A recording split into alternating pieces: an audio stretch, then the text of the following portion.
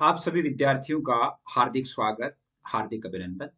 प्रिय विद्यार्थियों, राजस्थान के सभी विश्वविद्यालयों के लिए बीए पार्ट प्रथम में हिंदी साहित्य की कक्षा के अंतर्गत आज हम पढ़ेंगे छंद का दूसरा भाग।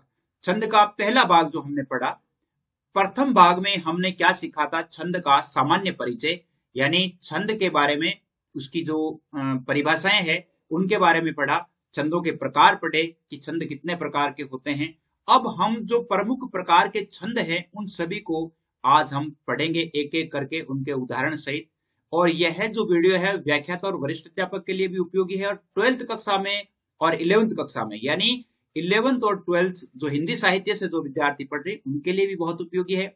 इसके साथ साथ पीजीटी, टीजीटी, नेट, जेआरएफ और एनबीएस यानी हिंदी से जो भी तैयारी कर रहे हैं हिंदी साहित्य से, उन सभी के लिए वेरी इंपॉर्टेंट वीडियो है, तो वो सभी इनका लाभ उठा सकते हैं। बीए पार्ट प्रथम में तो आपके जो निर्धारित जो कोर्स है, सिलेबस है, उस सिलेबस में जो जो आपके यानी छंद जो रखे गए हैं उन सभी छंदों का हम बारी बारी से पूर्ण डिटेल से हम पढ़ेंगे। हिंदी साहित्य के विद्यार्थियों के लिए ये बहुत आवश्यक हो जाता है कि उन्हें छंद की जानकारी अच्छी तरह से होनी चाहिए। पहला भाग आपको देखना चाहिए, क्योंकि पहला भाग यदि आप पढ़ेंगे तो ही आपको दूसरा भाग समझ में आएगा। आप सभी के लिए ग्रुप्स भी बनाए गए हैं और ग्रुप्स में भी आप ऐड हो सकते हैं, इसके लिए भी मैं आपको आगे नंबर बता दूंगा। तो आज हम पढ़ेंगे छंद का दूसरा भाग। छंद के दूसरे भाग में हम क्या पढ़ने वाले हैं? यानी छंद के अपन ने भाग पढ़े थे कि छंद जो है वो दो प्रकार का होता है। एक तो मात्रिक छंद, एक तो मात्रिक छंद और दूसरा वर्णिक छंद। दो दो तरह के हमने पढ़े थे, मात्रिक छंद और वर्णिक छंद। आज हम प्रमुख जो मात्रिक छंद है वो पढ़ेंगे, यानी जिन छंदों का नाम निर्धारण है वो मात्रा के आधार पर रखा जाता है उन्हें मात्रिक छंद कहा जाता है। अब मात्रिक छंद कितने प्रकार के होते हैं? 3 प्रकार के होते हैं, ये भी हमने पढ़ लिया है कि एक तो सम मात्रिक छंद, सम मात्रिक छंद, दूसरा अर्ध सम मात्रिक छंद, अर्ध सम मात्रिक छंद, और तीसरा विषम मात्रिक छंद, विषम मात्रिक छंद। तो आज हम क्या पढ़ेंगे? आज हम पढ़ेंगे कि सम मात्रिक छंद कौन कौन से हैं, अर्ध सम मात्रिक छंद कौन कौन से हैं, विषम मात्रिक छंद कौन कौन से हैं, इनके बारे में हम पढ़ेंगे। तो सबसे पहले हम चलते हैं सम मात्रिक छंदों की तरफ। प्रमुख सम मात्रिक छंद, जिसमें पहला छंद आ जाता है आपके चौपाई छंद। पहला कौन सा आ जाता है? चौपाई छंद। तो इस छंद में हमें क्या देखना है कि इस छंद में प्रत्येक चरण में 16 मात्राएं होती है। आप लिख लीजिए, इस छंद के प्रत्येक चरण में 16 मात्राएं होती है, मात्राएं होती है। अब हम मात्राएं अभी गिन करके देखेंगे कि कैसे 16 हो रही है। 16 मात्राएं होती है और अंत में प्राय गुरु, अंत में प्राय गुरु अथवा लघु गुरु आता है, अथवा लघु गुरु आता है। अब देखिए, अपन ने पढ़ा था कि गुरु यानी गुरु, लघु का मतलब एक मात्रा, गुरु का मतलब है 2 मात्रा वाला। यानी जैसे ए ई उ अपन ने पढ़ा था कि एक मात्रा होती है, इसके अलावा जो होती 2 मात्राएं होती। अब इनमें देखिए कैसे इनकी मात्राएं 16 हो रही है। जैसे देखिए, रामदूत अतुलित बल धामा, अंजनी पुत्र पवन सुतनामा। आप इसकी यानी मात्राएं निश्चित कीजिए। जैसे एक को ही हम देखेंगे, फिर बाद में आप वैसे देख लेंगे। जैसे इसकी 2 है, इसकी 1 है, इसकी 2 है, इसकी 1 है, एक, इसकी 1, इसकी 1 और इसकी 1, चारों की 1-1, इनकी 1-1 है, इसकी 1 है, 2 हो गई, सॉरी। और अंजनी, यानी अपन पढ़ रहे थे कि अनुस्वार वालों की 2 होती है, 2, 1, 2, और इसके बाद 1, 1, पवन सुत 1, 1, 1, 1, यानी ये चारों की 1-1 है। नामा ये 2। अब देखिए, 3, 3, 3, 6, 6, 2, 8, 8, 3, 11, 11, 1, 12, 12, 4, यहां तक 16 आ गई ना, यहां तक 16 है। इसके बाद देखिए, 4, 1, 5, 2, 7, 7 और 5, 12, 12, 4, 16, 16 मात्राएं हैं। देखिए, राम दूत अतुलित बल धामा, यानी जैसे राम शब्द है तो इसमें कितनी मात्राएं होगी? 3 हो गई। दूत में, दूत की 3 मात्राएं होगी, दूत। एक बार समझ लीजिए इसको, फिर समझने की जरूरत नहीं रहेगी। 3 मात्राएं होगी। अतुलित बल धामा, इनकी अतुलित यानी सारी 1-1 मात्राएं हैं, तो 4 मात्राएं होगी इसकी। तो यानी ये 3 हो गई, प्लस इस शब्द की भी 3 हो गई, प्लस इसकी 4 हो गई, प्लस इसकी 2 हो गई, प्लस इसकी 4 हो गई, है ना। तो 3 3 6 4 10, 10 और 6 16, तो 16 मात्राएं हैं। इसका मतलब है कि ये चौपाई छंद है। महावीर विक्रम बजरंगी कुमति निवार सुमति के संगी, इसको आप उदाहरण के रूप में ले सकते हैं। इसी प्रकार मंगल भवन अमंगल हारी, द्रवहु स्वदशरथ अजिर बिहारी, इसमें भी आप ये भी चौपाई है। यानी आप ये कह सकते हैं कि अगर आपको हनुमान चालीसा आता है तो हनुमान चालीसा लगभग चौपाई छंद में ही लिखा हुआ है। चौपाई के अलावा दूसरा एक होता है चौपाई छंद भी होता है, और इसमें लिख लीजिए इस छंद में 15 मात्राएं होती है। इस छंद में प्रत्येक चरण में 15 मात्राएं होती है, 15 मात्राएं होती है। और अंत में लघु आता है। अंत में क्या आता है? अंत में गुरु लघु आते हैं। अंत में गुरु लघु आते हैं। देखिए अभी देखा था आपने कि जैसे लघु गुरु, तो इसमें देखिए सब में गुरु है, इसमें दूसरी मात्रा है, इसमें भी दूसरी मात्रा है। तो इसमें क्या होगा? गुरु लघु आते हैं, मतलब जैसे ये मैं है तो इसे लघु है, ये भी देखिए लघु है। रघुपति राघव राजा राम, पतित पावन सीताराम, ईश्वर अल्लाह तेरे नाम, सबको सन्मति दे भगवान। तो इनमें आप देख सकते हैं, इनमें 15 मात्राएं हैं, आप इनको गिन करके भी देख सकते हैं। इसी प्रकार जैसे एक और है, उपवन में अति भारी उमंग कलियां खिलती है बहुरंग। उपवन में अति भारी उमंग कलियां खिलती है बहुरंग, इसमें भी 15 मात्राएं हैं, आप इसको देख सकते हैं। ये चौपाई छंद है, चौपाई और चौपाई। तो अगला देखिए, अगला छंद आता है यानी गीति का छंद। कौन सा आता है? गीति का छंद। और ये सम्मात्रिक छंद पढ़ रहे हैं अपन। गीति का छंद में क्या होता है? इस छंद के प्रत्येक चरण में 26 मात्राएं होती है। कितनी होती है?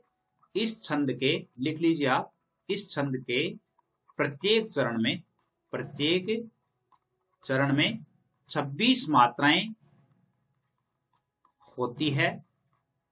26 मात्राएं होती है और 14-12 पर यति होती है। 14-12 पर, अभी समझा देता हूं आपको, 14-12 पर यति होती है। और इसके अलावा अंत में लघु गुरु आते हैं। अंत में लघु गुरु आते हैं। इस छंद के प्रत्येक चरण में 26 मात्राएं, ये बात समझ में आ गई। 14-12 पर यानी 14 मात्राएं और 12 मात्राओं पर ठहराव आता है। जैसे यहां इनकी एक कोमा लगेगी, हे प्रभु आनंद दाता ज्ञान हमको दीजिए, शीघ्र सारे दुर्गुणों को दूर हमसे कीजिए, लीजिए हमको शरण में हम सदाचारी बने, ब्रह्मचारी धर्म रक्षक वीर व्रतचारी बने। आप इनको देख लीजिए, यहां से यहां तक 14 मात्राएं हैं और यहां आगे की जो है वो 12 मात्राएं हैं। ये 14 और 12 पर यति होती है। दुर्गुणों को यहां से यहां तक यानी 14 मात्राएं हैं, दूर हमसे दूर कीजिए यानी यहां तक 12 मात्राएं हैं। जैसे हम गिन करके देख सकते हैं। देखिए इसमें हे का मतलब 2 मात्राएं हैं। प्रभु यानी इसमें प्रभु यानी 2 1, और इसमें आनंद नंद के अंदर भी 2 आएगी, इसमें 1 आ जाएगी, 1 इसमें आ जाएगी, यानी 5 5 4 9 1 10 10 4 14, यानी 14 आ गई। इसमें 14 पर यहां तक 14 होनी चाहिए, आगे आप देख लीजिए इसमें 12 ही होगी। तो ये इसका उदाहरण है गीति का छंद का। गीतिका में कितनी मात्राएं होती है? 26 मात्राएं होती है, 14-12 पर यति होती है। इसके बाद आपके है हरिगीति का छंद। हरिगीति का छंद, इस छंद में 28 मात्राएं होती है। कितनी? इसमें आप लिख लीजिए, इस छंद में कुल 28 मात्राएं होती है। 28 मात्राएं होती है। 16-12 पर यति होती है यानी विराम होता है, यति होती है, एवं अंत में लघु गुरु आते हैं। अंत में लघु गुरु आते हैं। लघु गुरु का मतलब कि ये लघु है, ये गुरु है ना। अभी यानी ए तो लघु है और भी है वो गुरु है, तो लघु गुरु आते हैं, है ना। तो जैसे हरिगीतिका में 28, गीतिका में 26, हरिगीतिका में 28। हम कौन थे, क्या हो गए हैं और क्या होंगे अभी, आओ विचारें आज मिलकर ये समस्याएं सभी।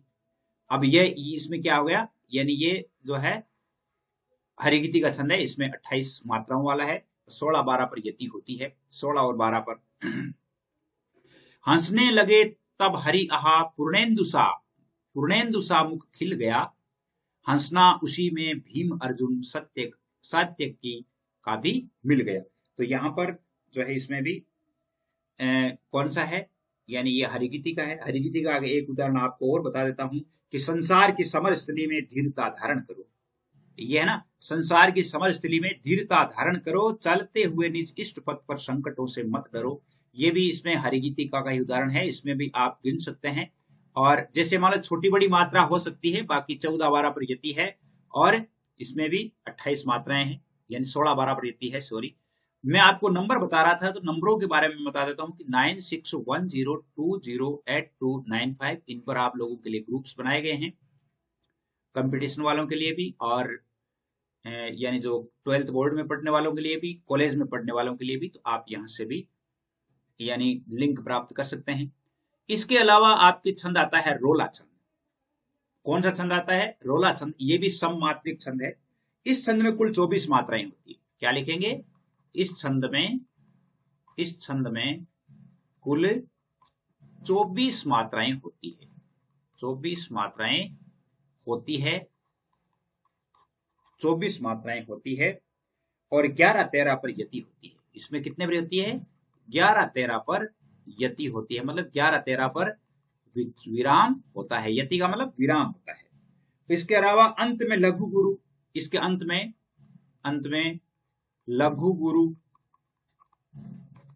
अंत में लघु गुरु, गुरु गुरु हो सकता है, लघु गुरु हो सकता है, गुरु गुरु हो सकता है, और लघु लघु हो सकता है, लघु लघु भी हो सकता है। यानी जैसे मान लो दोनों जो वर्ण है वो लघु भी हो सकते हैं, दोनों वर्ण गुरु भी हो सकते हैं, इसमें ऐसा कोई नहीं है। तो रोला छंद में कितनी मात्राएं होती है? 24 मात्राएं होती है, 11-13 पर यति होती है। जैसे देखिए इसका उदाहरण देखिए, जिसकी रज में, यहां पर रज है, जिसकी रज में लोट लोट कर बड़े हुए हैं, घुटनों के बल सरक सरक कर खड़े हुए हैं, सरक सरक है यहाँ पर, सरक सरक कर खड़े हुए हैं, परम रम्य आम परम हंस सम बाल्य काल में सब सुख पाए, समय नहीं या सम है, परम हंस सम बाल्य काल में सब सुख पाए, जिसके कारण धूल भरे हीरे कहलाए, जिसके कारण धूल भरे हीरे कहलाए। ये रोला छंद है। और इसमें भी कितनी मात्राएं हैं? 11-13 पर यति है, यानी यहां से यहां तक 24 मात्राएं हैं, और 11-13 पर इसमें यति है। घुटनों के बल सरक सरक कर खड़े हुए, यहां से यहां तक 24 मात्राएं हैं, हुए हैं यहां तक। परम हंस सम बाल्य काल में सब सुख पाए, यहां से यहां तक 24 मात्राएं हैं, जिसके कारण धूल भरे हीरे कहलाए, यहां से यहां तक भी 24 मात्राएं हैं। एक देखिए, तरनी तनुजा तट तमाल तरवर बहुछाए, ये भी रोला छंद है। रोला छंद है। अगर हम अलंकारों में लें तो अलंकारों में अनुप्रास अलंकार है। तरणी तनुजा तट तमाल तरवर बहुछाए, झुके कूल सु जल प्रसन्न हित मनहु सुखाए, सुखाए है यहाँ पर। तो इसमें भी रोला छंद है। रोला छंद का उदाहरण आप इस प्रकार लिख सकते हैं। अगला जो है संवर्णिक छंदों में आता है राधिका छंद। कौन सा आता है? राधिका छंद। और राधिका छंद होता है, इस छंद में कुल 22 मात्राएं होती है। इसमें लिख लीजिए, इस छंद में कुल 22 मात्राएं होती है, 22 मात्राएं होती है, और 13-9 पर यति होती है। 13 एवं 9 पर यति होती है, 13-9 पर यति होती है, 13-9 पर यति होती है। इसमें लघु गुरु का कोई नियम नहीं है, लघु गुरु का कोई नियम नहीं है। इसमें कोई ये नहीं लघु लघु आ सकता है गुरु। जैसे इस राधिका छंद का उदाहरण है, संदेश यहां में नहीं स्वर्ग का लाया, इस भूतल को ही स्वर्ग बनाने आया। राधिका छंद का ये सबसे अच्छा उदाहरण है। 22 मात्राएं हैं, इसमें आप गिन सकते हैं। 13-9 पर होती है इसमें यति। संदेश यहां में नहीं स्वर्ग का लाया, अच्छा, यहां से यहां तक आगे 9 मात्राएं हैं, और यहां से यहां तक 13 मात्राएं हैं। इस भूतल को ही स्वर्ग बनाने आया।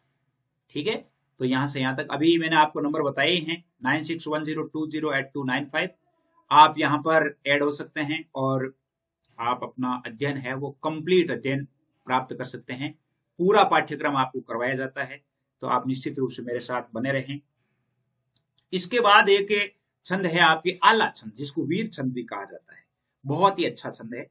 आला छंद को वीर छंद के नाम से भी जाना जाता है। और आला छंद की क्या परिभाषा है? इस छंद में कुल 31 मात्राएं होती है। इस छंद में लिख लीजिए आप, इस छंद में कुल 31 मात्राएं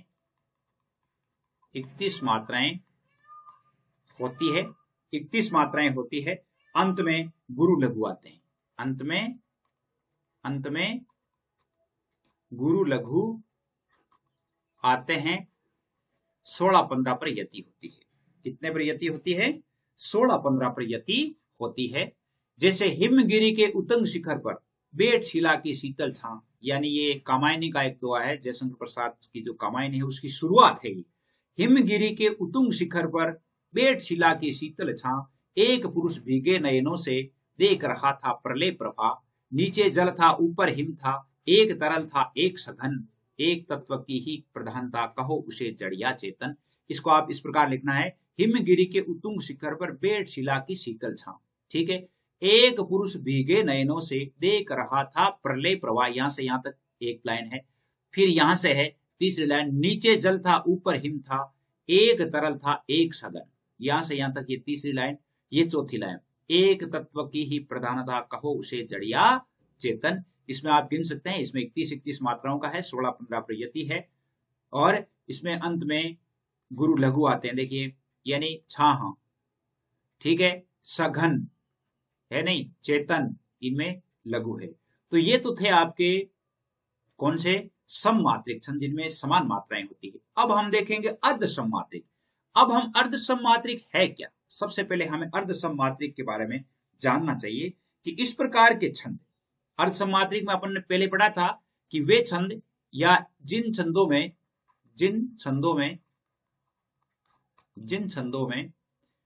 विषम चरणों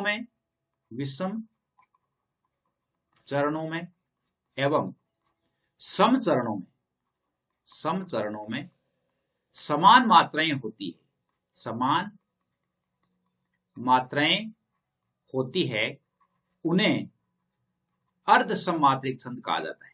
अर्ध सममात्रिक छंद कहा जाता है। कैसे? सम चरणों, विषम चरणों यानी पहला और तीसरा छंद में समान मात्राएं होगी, दूसरा और चौथा चरण में समान मात्राएं होगी। ये विषम चरण है, ये सम चरण है। तो पहला और तीसरा में समान होगी, दूसरा और चौथा में समान होगी। सबसे पहले आता है दोहा छंद। क्या आता है? दोहा छंद। दोहा छंद में आप इसकी परिभाषा लिख लिए, इस छंद में कुल 24 मात्राएं होती है। इस छंद में कुल 24 मात्राएं होती है। 24 मात्राएं होती है। इसके विषम चरणों में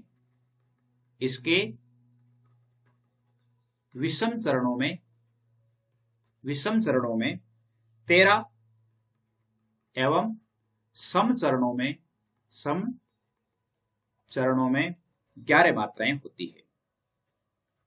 सम चरणों में 11 मात्राएं होती है। तो इस पर यति कितने पर हो गई? 13-11 पर हो गई ना। इसमें यति 13-11 पर हो गई। और इसके विषम चरणों में 13 और सम चरणों में 11 मात्राएं होती, कुल 24 मात्राएं होती है। और ये दोहा छंद होता है। अंत में लघु आता है। क्या आता है? अंत में लघु आता है। अंत में लघु आता है, ये ध्यान रखेंगे। जैसे इसका उदाहरण देखिए, हंस छोड़ आए कहां मुक्ताओं का देश, यहां बंदिनी के लिए लाए क्या संदेश। इसमें आप गिन करके देख सकते हैं। यानी इसमें हंस छोड़ आए कहां, यहां से यहां तक ये पहला चरण है। मुक्ताओं का देश ये दूसरा चरण है।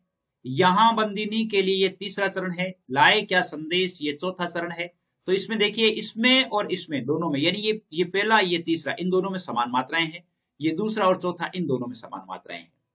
और यहां पर 13-11 पर यति होती है। जैसे रे नृप बालक कालवश बोलत तहिन संभार, धनु ही सम त्रिपुरारी धनु विदित सकल संसार। परशुराम का ये कहा हुआ दोहा है। इन परशुराम और लक्ष्मण के बीच में जो संवाद होता है, उस समय की बात है कि बालक तुम कालवश होकर के और संभाल करके नहीं बोल रहा है। मुझे लगता है कि धनु ही सम त्रिपुरार धनु विदित सकल संसार, अर्थात ये जो शिव जी का धनुष है, इसके समान तो इसकी महिमा तो सारा संसार जानता है। तो इसमें ये अर्ध सम्मात्रिक छंद है। जैसे अगर सबसे सरल दोहा याद करना हो, राम नाम की लूट है, लूट सके तो लूट, अंत काल पछताएगा प्राण जाएगा छूट। देखिए यहां पर पछताएगा लिखा हुआ है, पछताएगा लिखते ही इसमें मामला गड़बड़ हो जाता है। प्राण जाएगा छूट लिखते ही इसमें ये क्या हो जाता है कि इसमें मात्राएं डगमगा जाती है। तो इसलिए आपको ये ध्यान रखना है कि राम नाम की लूट है, लूट सके तो लूट, अंत काल पछताएगा प्राण जाएगा छूट। ये नहीं है कि इसमें जानबूझ करके इसमें यानी भूल से रखा गया, बाकी वास्तव में ये पछताएगा करते ही क्या है कि इसमें 13-11 वाला मामला नहीं बैठता है। अगला देखिए, अगला होता है सोरठा छंद, और यह छंद है दोहा का उल्टा होता है। क्या होता है? दोहा का उल्टा होता है। इस छंद में भी कुल मात्राएं 24 होती है। इसके विषम चरणों में 11 और सम चरणों में 13 होती है। उसमें क्या होती है? विषम चरणों में 13 होती है, दोहा में क्या होती है? दोहा में 13-11 होकर होती है। इसमें यति किस पर होती है? 11-13 पर होती है। उसमें 13-11 पर और इसमें 11-13 पर। दोहा का ये उल्टा होता है। और अंत में लघु मात्रा होती है। बाकी तो सेम ही होता है, लेकिन इसमें मात्राएं 24 ही होती है, लेकिन इसमें 11-13 और उसमें 13-11, ये ध्यान रखना है। जैसे देखिए, बंदव गुरुपद कंज कृपा सिंधु नर रूप हरि, महामोह तुम पुंज जासु वचन रवि कर निकर। जासु तु पुंज, जासु वचन रवि कर निकर, यानी जासु पुंज, जासु वचन रवि कर निकर। यहाँ 13 मात्राएं हैं, यहाँ 11 है और यहाँ 13 है। उसमें 13-11 होती है। जैसे सुनी, सुनी केवट के बेन, बेन प्रेम लपेटे अटपटे, बेन है यहाँ पर, बेन प्रेम लपेटे अटपटे, विहंसे करुणा एन चिते जान की लखन तन। ये भी यानी केवट के समय की बात है, तुलसीदास की रामचरितमानस में से लिया गया है। तो ये भी क्या है? सोरठा का है। एक आप ध्यान कर सकते हैं कि सोरठा कौन सा है, तो सोरठा में क्या होता है? ये मिलता नहीं है, यानी नीचे की तुक नहीं मिलती है। इसके बाद आता है उल्लाला छंद। उल्लाला छंद क्या है? उल्लाला छंद में, इस छंद में कुल 28 मात्राएं होती है। कितनी होती है? 28 मात्राएं होती है।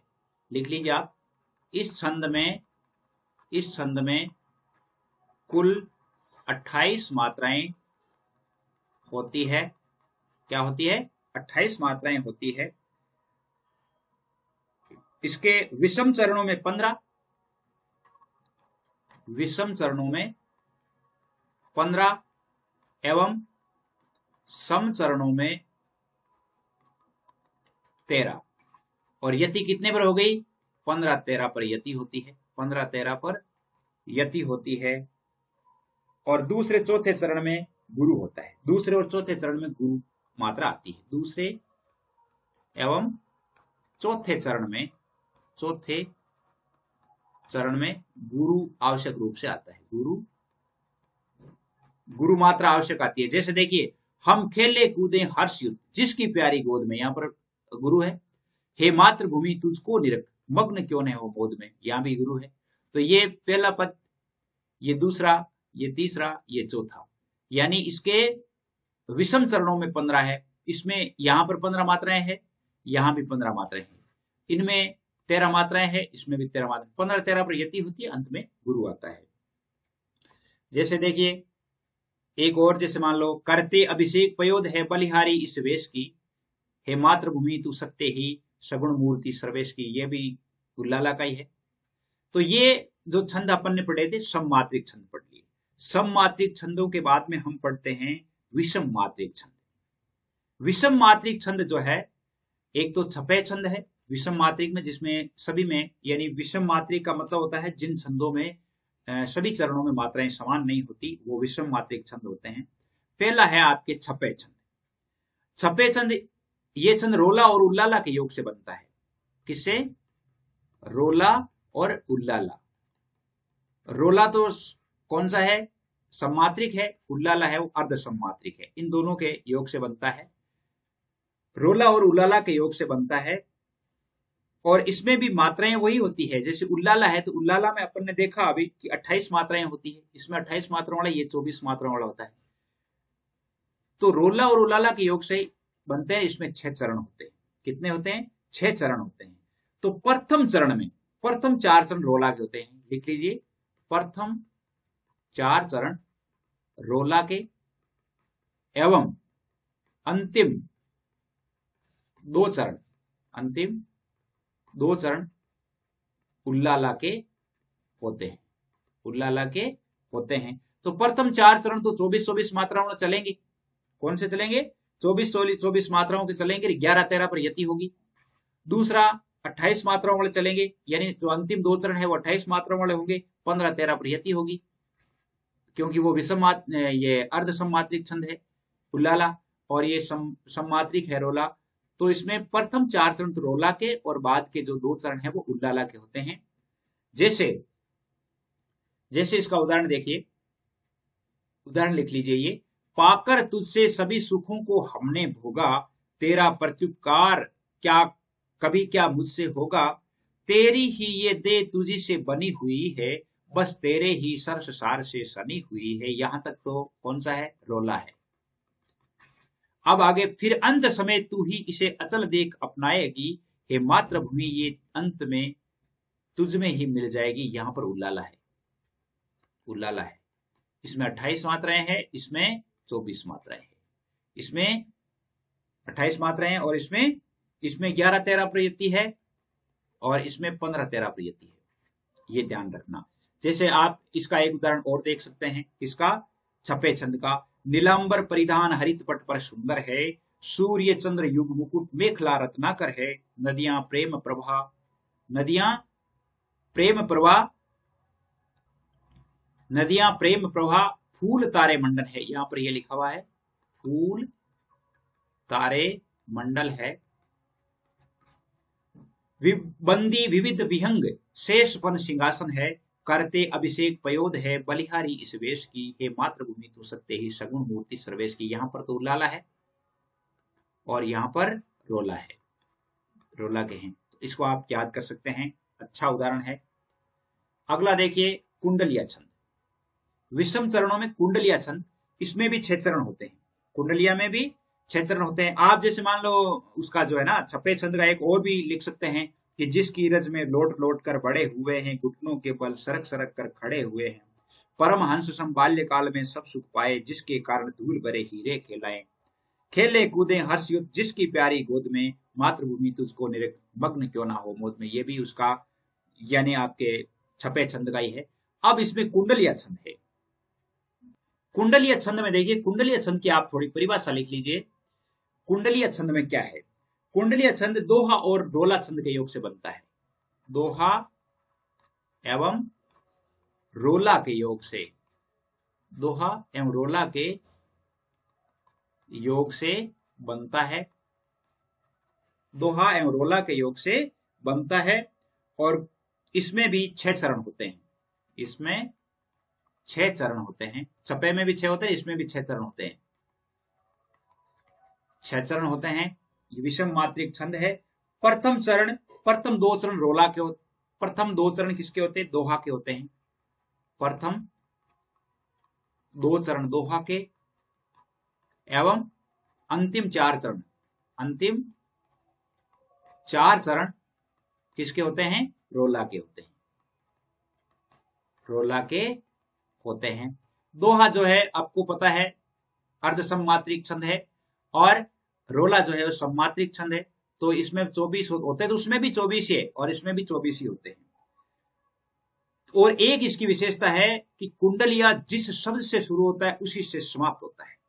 जिस शब्द से कुंडलिया, एक ये लिख लीजिए, कुंडलिया जिस शब्द से शुरू होता है, जिस शब्द से शुरू होता है, शब्द से शुरू होता है उसी शब्द से समाप्त होता है, उसी शब्द के साथ समाप्त होता है। जैसे देखिए ये गिरधर की कुंडलियां देखिए, दौलत पायन कीजिए सपने में अभिमान, चंचल जल दिन चार कोर ठाउन रेत निदान। चंचल जल दिन, यहाँ जल, यहाँ पर जल दिन है, जल चंचल जल दिन चारि को, ठाउन रेत निदान, ठाउन रहत निदान जियत जग में जस लीजे, मीठे वचन सुनाय विनय सभी से कीजे, कह गिरधर कविराय अरे ये सब घट तोलत, सब घटे तोलत, पाहुन निश दिन चार सभी के दौलत।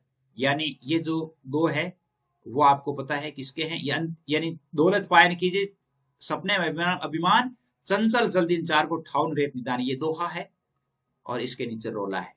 ठाउन रेत आप देखिए दौलत से शुरू है, दौलत से समाप्त है, दौलत से शुरू है और दौलत से ही समाप्त है। ये जो चार चरण है ये इसमें रोला है और इसमें दोहा है। इसी प्रकार जैसे एक और है, लिख लीजिए कि लाठी में गुण बहुत है, सदा राखिए संग, गहरे नद नाले जहां, तहां बचावे अंग, तहां बचावे अंग, तहां बचावे अंग, झपट कुत्ते को मारे, दुश्मन दावागीर होए ताहू को झारे, कह गिरधर कविराय सुनो हो धुर के बाठी, सब हथियारन छोड़ हाथ में लीजिए लाठी। लाठी देखिए, लाठी सबसे शुरू है, लाठी से समाप्त है। सदा राखिए संग, गहरे नद नाले जहां, तहां बचावे अंग, यहाँ पर दोहा है और ये पीछे के जो चार है इसमें रोला है। क्या है? रोला है। तो मैं ये समझता हूं कि आपके जो मात्रिक छंद है वो क्लियर हो गया। कल हम वर्णिक छंद पढ़ेंगे। कौन सा?